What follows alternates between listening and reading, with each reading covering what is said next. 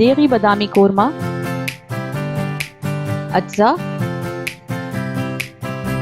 तेल 1 कप, प्याज 2 अदद दरमियाने साइज की कटी हुई, गोल्डन ब्राउन होने तक फ्राई करें। तली हुई प्याज को बारीक कूट लें। गोश्त 500 ग्राम हल्का सा फ्राई करें। लहसुन का पेस्ट 1 चाय का चम्मच, अदरक का पेस्ट 1 चाय का चम्मच, साबुत गरम मसाला, छोटी इलायची, बड़ी इलायची, लौंग, काली मिर्च, दालचीनी और जीरा शामिल करें। नमक 1 चाय का चम्मच या हस्बे ज़रूरत, धनिया पाउडर 1 चाय का चम्मच, दही 1 पाव,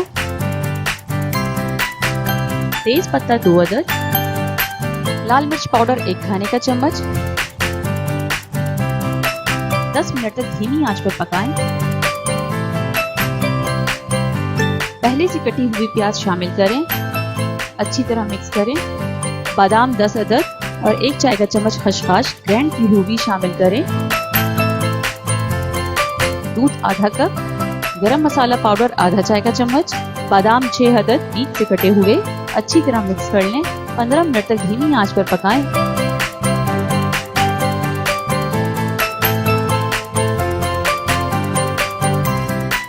और गर्मा गर्म पेश करें।